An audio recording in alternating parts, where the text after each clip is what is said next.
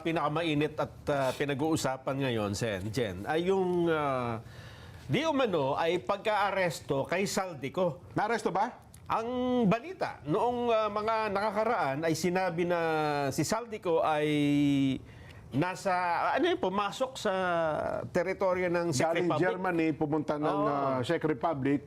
Wala siyang dokumento. Meron daw problema sa kanyang documents, immigration documents. Travel document. So, ang sabi ay inaresto siya.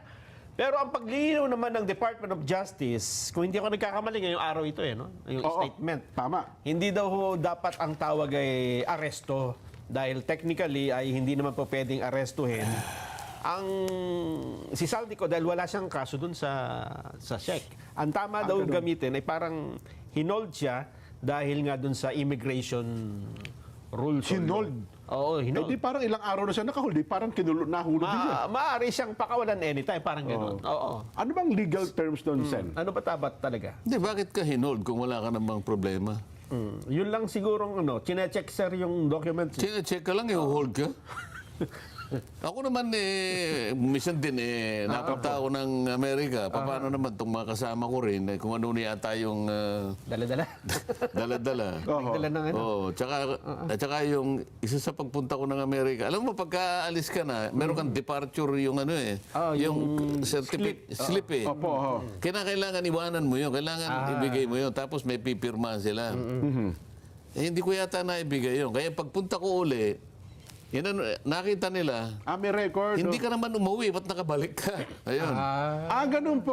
Oo, inold muna ng konti. Ginanong ko hinalungkot ko. Ito yung hindi, nakalimutan mo. Sige. Ganun lang naman eh.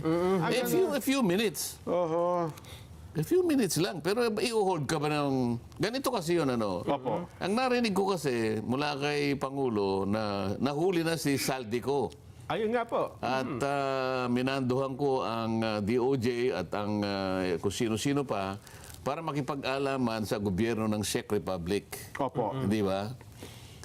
Ang pagkakaintindi ko na-aresto yung tao.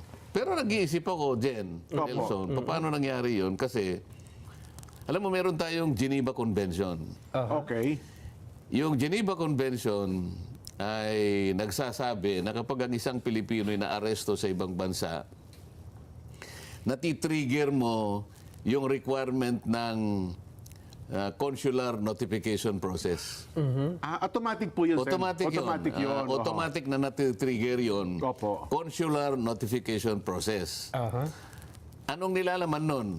Anong detalye ang kasangkot doon? Opo. Ang detalye includes the identity of the arrested or detained person. Okay. It also includes the circumstances of the arrest or the detention. Doon nga, kung ano yung nangyari. No?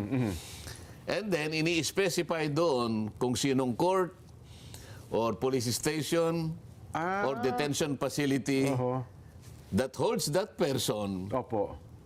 in that state. Okay. And the next steps that will be taken by that state in regard to this incident. Ngayon, Opo. yung detalye na yon, makukuha mo yon doon sa Czech Republic Embassy dito. Okay. Yung kanilang embahada sa Pilipinas. Oo. I-inform. Ngayon, ito yung pinag-iisipan ko eh. Bakit ka pupunta doon? Meron naman silang embassy rito. Kasi pupunta po yung mismong DOJ Secretary natin. Kaya nga, Pupunta ngayon mismo ng nag-iisip Czech. ako. Nag-iisip lang naman ako kasi Opo. hindi ko ma-relate eh. Parang teka muna, gagamit ka ba ng pera ng ang layo yata, magkano mapamasahe ron?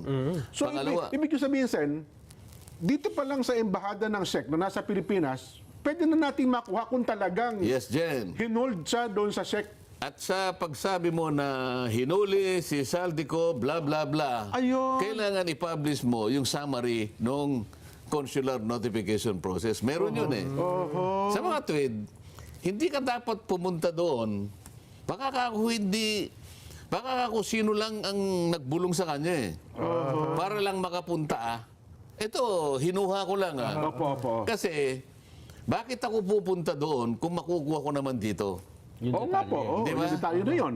Sabi nga, bakit ka patatayo kung makukuha mo naman ng Ng paupo? paupo, oh.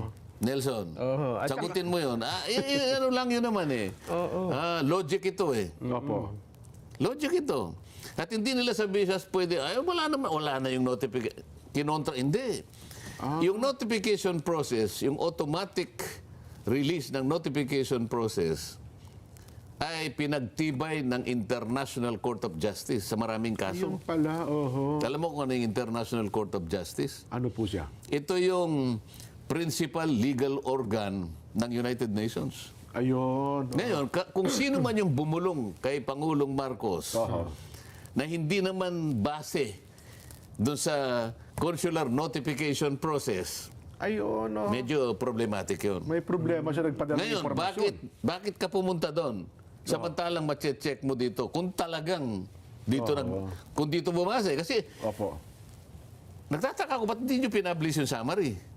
Ayun nga po, kaya tama yung ano, hinahanap din namin. Wala ngayon, kang picture, wala ano lahat. Ibig sabihin, hindi totoo. Oho.